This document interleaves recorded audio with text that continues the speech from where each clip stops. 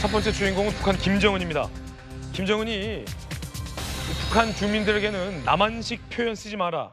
특히나 텔레비전을 TV라고 부르는 사람 있으면은 찾아서 신고하라. 라고 엄청 단속을 했는데 정작 본인이 TV 했습니다. 김정은이 지난 10일 수해 현장에서 연설을 했는데요. 한국식 표현을 대거 사용했습니다. 인민, 동지 대신 주민, 늙은이, 노인 대신 어르신, 텔레비전 대신 TV, 익명의 북한 소식통. 김정은 수해민들 앞에서 연설했는데 남한말을 많이 사용한 모습에 사람들이 놀랐다라는 반응도 나오고 있습니다. 애초에 북한이 남한 말투를 강력 금지해왔습니다. 평양 문화어 보호법까지 제정했습니다. 괴뢰말은 조선어의 근본을 완전히 상실한 잡탕말이다 라고 남한말에 대해서 깎아내렸습니다. 특히나 북한 반갑첩 선전화 포스터에는 텔레비전을 고저 TV라고 하는 사람은 수상하니 신고하라고 라고 강력 단속을 했는데 정작 김정은이 TV 걸었다는 겁니다. 내로남불이죠 이거. 아니 김정은님, 오빠 안 된대요.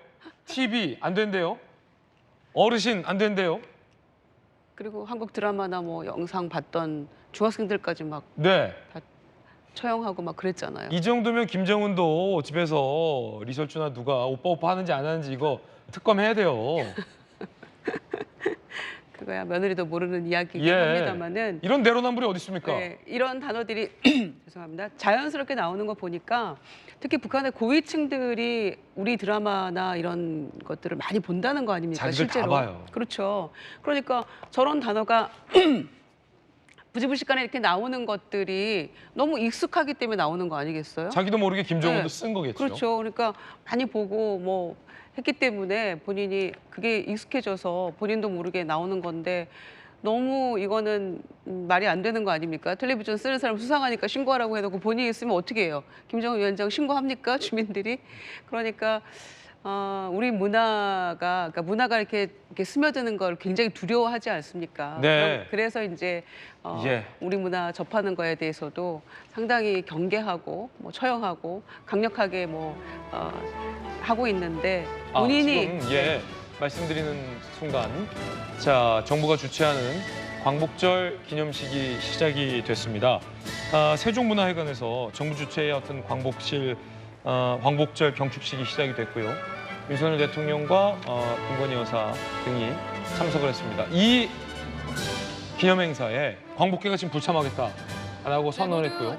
우원식 국회의장과 야당도 지금 불참하겠다고 선언을 했거든요. 과연 진짜 불참했는지 좀 한번 볼까요? 자, 불참했군요. 이곳은 광복회와 독립운동단체가 따로 실시하는 광복절 경축식 행사장입니다. 자, 이곳은 백범 김구기념관이고요.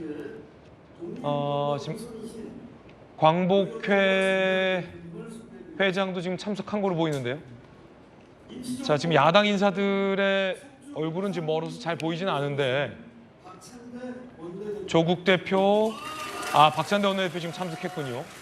박찬대, 조국 모습이 보입니다. 뒤에 김두관 후보 모습도 보이고요. 예고했던 대로 야당은 정부가 주최하는 광복절 기념식에 참석하지 않고요. 별도의 광복회가 주최하는 경축식에 지금 참석을 했습니다.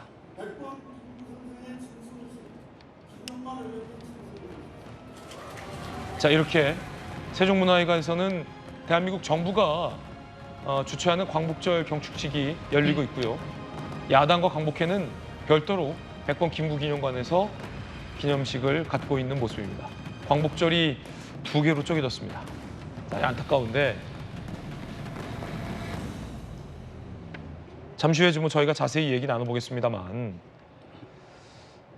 해방 후의 한반도를 보는 것 같아서 씁쓸합니다.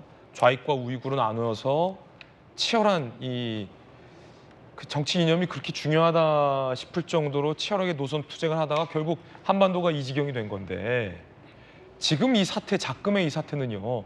물론 독립기념관장의 인선이 동의되느냐 동의되지 않느냐의 문제는 있겠습니다만 그 인선 갖고 이 광복절 행사마저 이렇게 정치적으로 두 개로 나눠서 국민을 분열시킬 일이냐? 얘는 많은 국민들이 굉장히 우려하실 것 같아요. 안영원 의원님.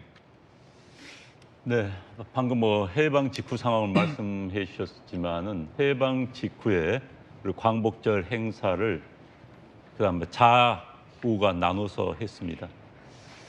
참 불행했던 일인데 지금 그걸 뭐 동시에 적용해서 비교하기는 어렵습니다만은 유사한 장면 같아서 정말 아쉽고요.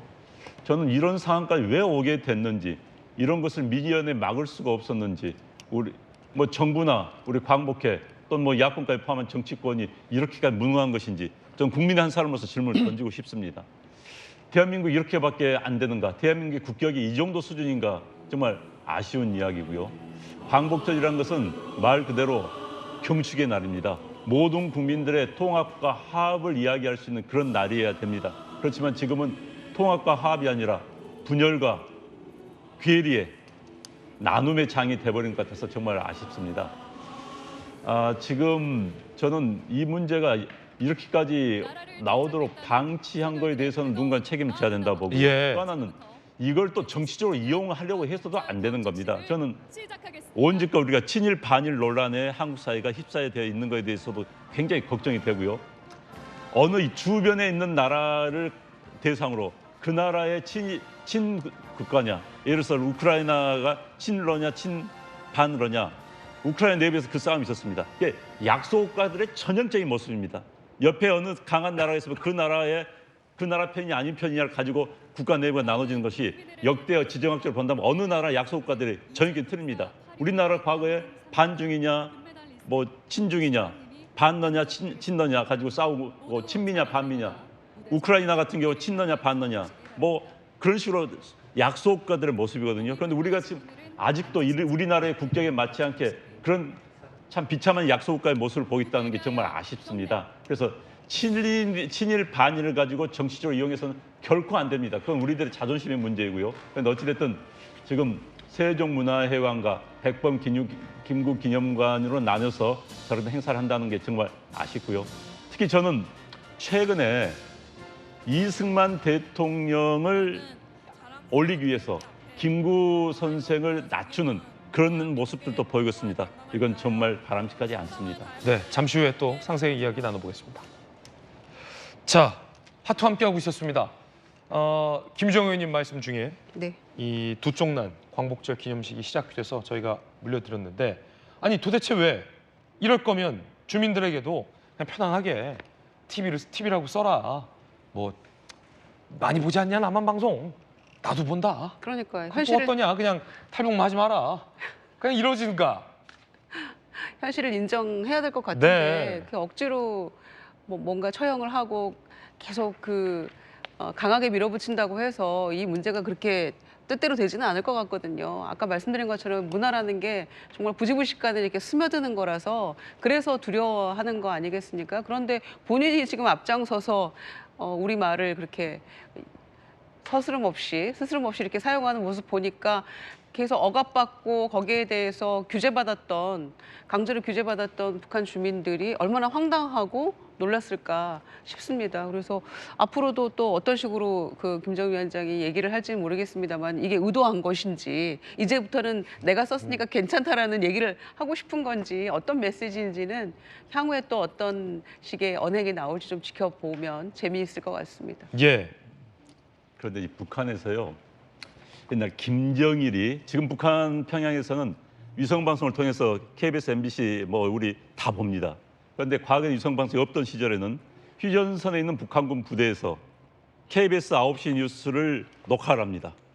녹화를 한 다음에 즉시 고속으로 평양으로 보냅니다. 그래서 그래요? 9시 뉴스가 끝나면 한 10시쯤 끝나는데 그게 평양까지 달려가는 한 3시간 정도 걸립니다. 그러면 12시에 김정일이 그날 뉴스를 그대로 봅니다. 그래서 저도 이제 KBS 북한 관련 이제 부서에 있으면서 보면은 우리 뉴스와 관련된, 이제 그 당시 국정원에서 들은 이야기인데요. 뉴스와 관련된 김정은의 교시가 그 다음날 내려옵니다. 예. 그러니까 뉴스를 보지 않고선 도저히 할 수 없는 교시가 다음날 내려오는 거예요. 그러니까 김정은은 그 당시 저희도 웃으면서 그랬습니다. 아, 나만 뉴스의 애청자구나, 애시청자구나, 그런 이야기를 했고요. 그 다음에 이제 최근에는 뭐 이상으로 보고 있기 때문에 김정은이 한국 드라마와 한국 뉴스의 매니저다 이런 이야기가 있습니다. 특히 국제 뉴스 관련해서는 북한은 지금 전 세계 언론기관에 나가 있지 않기 때문에 국제 뉴스를 캐치해서 북한은 평양을 보낼 수 있는 능력이 전혀 없습니다. 남쪽에 있는 방송과 신문에 국제 관련 뉴스를 보고 국제 정세를 판단하는 경우가 굉장히 많습니다. 그래서 우리 남한에 있는 국제부 기자들 제가 웃으면서 그렇게 합니다. 기사 잘 쓰라고. 이 기사는 남쪽에 있는 주민부 아니라 북쪽에 있는 최고위층도 보기 때문에 잘 쓰라고 그런 농담하는데 북한에서 이제 이렇습니다. 서울말 쓰면 세련됐다. 우리가 저도 뭐 시골 뭐 전라도 출신입니다만 예. 뭐 서울 막 올라오니까 서울말 쓰면 굉장히 세련된 것처럼 보이더라고요. 근데 평양의 지금 분위기가 그렇습니다. 평양 젊은이들은 서울말을 쓰면은 굉장히 너 좀 조리 앞서 나간다. 요즘은 북한이 억제를 합니다만 과거 젊은이들이 자기들끼리 모여서 야외를 가면은 남한 노래 한두 곡 좀 불러야지 아 너 유행을 좀 타는 애구나. 옛날 과거에 우리가 팝송 한두 곡 좀 불러야지 무슨 뭐 좀 노는 애처럼 보였듯이 그런 분위기가 있거든요. 그런데 이제 그것을 억제하기 시작했다는 것은 한마디로 말해서 북한이 체제 경쟁에서 모두 졌다. 인정한 겁니다. 문화는요. 높은 곳에서 낮은 곳으로 흐릅니다. 막을 수가 없습니다. 막은 뚝을 세우면 세울수록 그 뚝은 무너질 수밖에 없는 거고요. 그런데 특히 이제 북한이 이 문화어라는 이야기를 하는데 북한의 문화어는 서울말입니다. 오리지널 문화어는. 왜냐하면은 북한이 문화를 처음 만들 때 30년대 조선 표준어 사전을 근거로 그걸 만들었습니다. 조선 표준어 사전은 그 당시 서울말 기준으로 만든 거기 때문에 북한의 문화어라는 것은 서울말이에요. 거기다가 평양식 방언을 조금 넣은 것뿐입니다. 그래서 여러분들 북한 방송을 보시면 억양은 북한식 억양입니다. 그러나 억양을 딱 빼고 하면은 서울말과 똑같아요. 아 그렇군요. 네. 단어만 몇 개 이제 우리가 익숙하지 않은 단어만 들어갈 뿐이지 억양을 빼면은 서울 방송이나 남한 방송이나 똑같아요. 그러니까 아니 북한 방송이나 북한의 이춘희 북한의 대표적인 아나운서 아닙니까? 이춘희가 방송하면 위대하신 수령 뭐 이런 식으로 하는데 이것을 평편하게 이춘희를 이제 대만 방송에 인터뷰를 했어요. 인터뷰를 하니까는 서울 사람인지 똑같이 말하는 거예요. 예. 북한의 평양의 아나운서가 어휘만 약간 다를 뿐. 그러니까 북한에 있는 사람들도 서울말과 다른 표현을 쓸 수밖에 없습니다. 그런데 이제 그것을 억압하다 보니까 반발이 나올 수밖에 없고요. 게다가 이제 어휘에서 김정은이 본인이 어르신을 쓰고 있는 순간 아, 저 사람도 이제 남한에 많이 동화되어 가는구나. 더 동화되기를 바랍니다. 예. 뜨거운 소식 함께하고 있습니다.